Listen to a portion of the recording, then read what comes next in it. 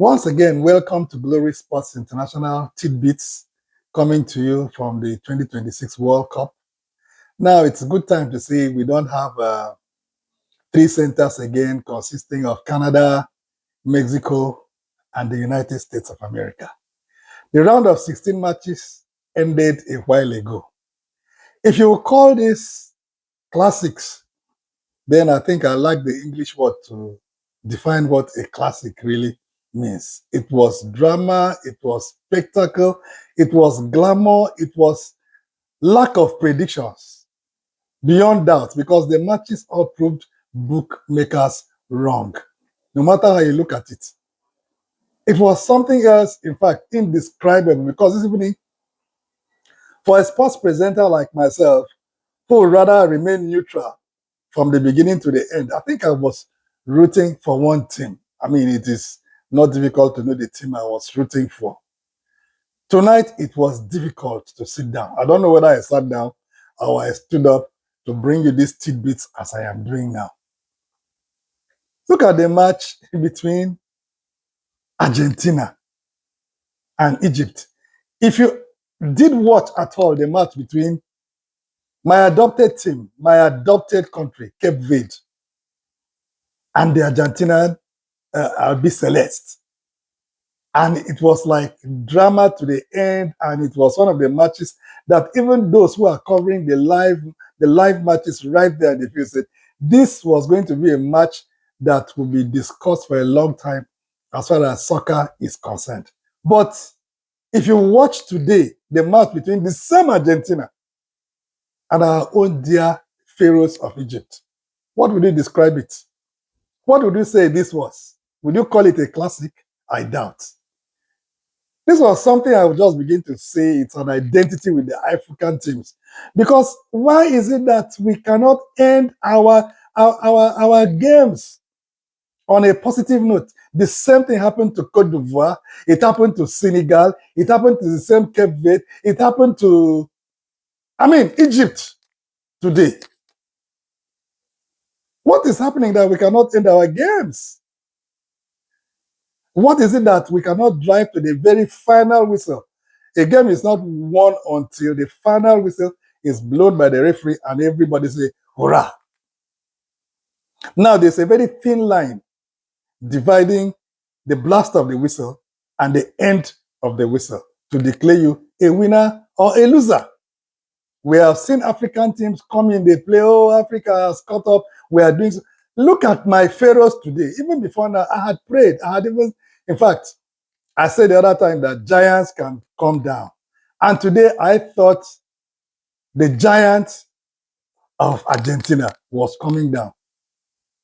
With the way, the pattern that the Pharaohs played, it was beautiful to watch. The counter attacks and the fact that those blistering runs produced two quick goals. Even a third goal that is still controversial till now. Because today, they say they have gone back to redraw the way things were being done concerning how the VAR would say, okay, go back to a foul.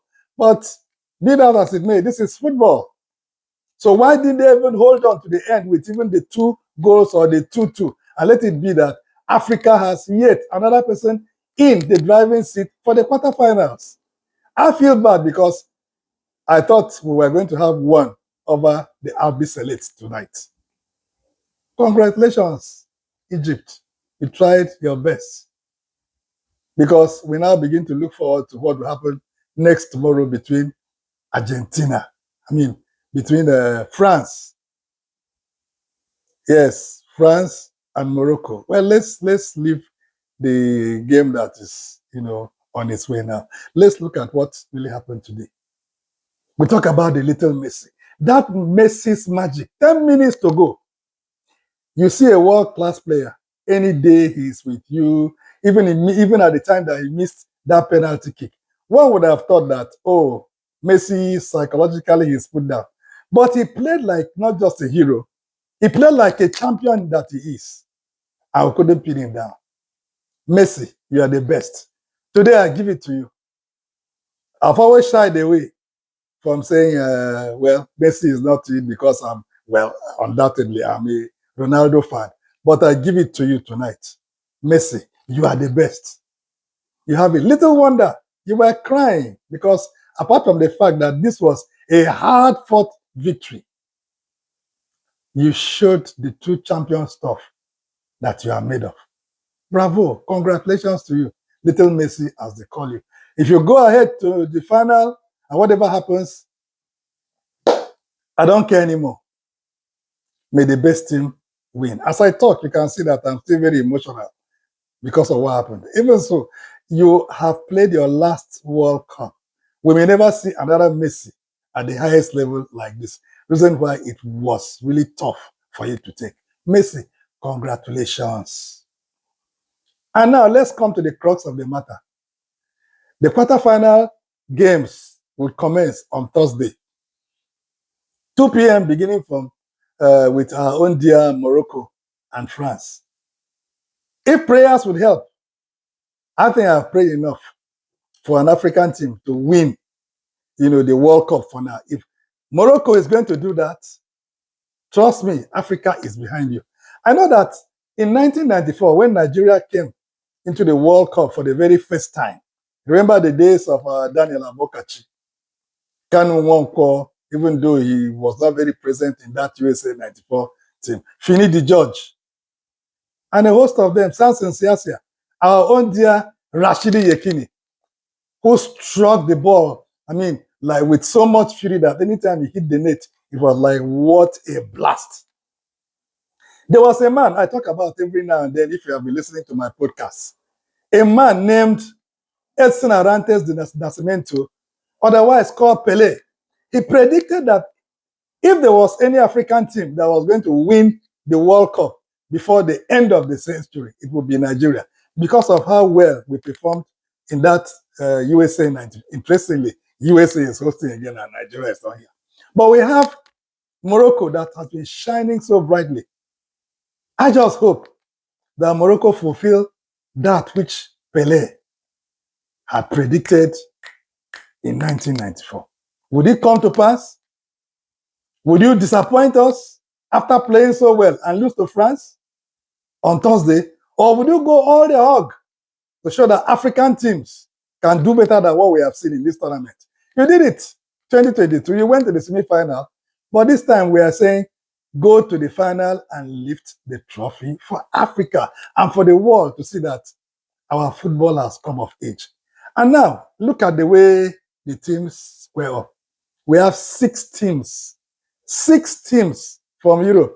It shows you where, the champions are, where the thoroughfare is, where the mat is being displayed. You have England, you have France, you have Norway, you have Belgium, you have Spain, you have Switzerland, all of them squaring up from the continent of Europe, where football is not just big business, but where football makes the world go round. Little wonder every footballer in the world wants to go to Europe and play, no matter how little the leagues of Europe are. You can see that as far as it comes to the world stage of football, Europe has it. Is he talking about the leagues of England or Spain or Germany? Or where else? Or France? The Ligue 1 or the Italian league? That is where football ticks. And they have shown it again and again and again that it is Europe versus the rest of the world. Today, we have only Argentina that is mixing it up there because all the South African teams have gone. We have Argentina standing up, and we have just one lone ranger also for the first time again from Africa, and that is Morocco. What is it that Morocco is also doing that other African countries are not doing? What is it that they have invested in their sports architecture, the infrastructure in Morocco? When you call it at any time, you will see that they have actually reached the world stage. Call it up and see. Is it their stadiums? They are world class. Little wonder that the next World Cup in 2030 is going to be hosted between Morocco and Spain. Can Africa also rise up to develop their infrastructure the way Morocco has done? Will we build into sport clinics? Are we going to also send our players to all these other developmental areas in Europe, as I've mentioned, to copy what the Europeans are doing and any other continent is not doing? We have the raw talent, but the raw talent cannot, begin to bear fruits for you if you don't put it into the right stages to develop. That's what we are saying. Morocco has gotten it right. Senegal is trying. The whole of Sub-Saharan Africa is only trying with all the abundance of talents. Can we rise up to do like Morocco is doing?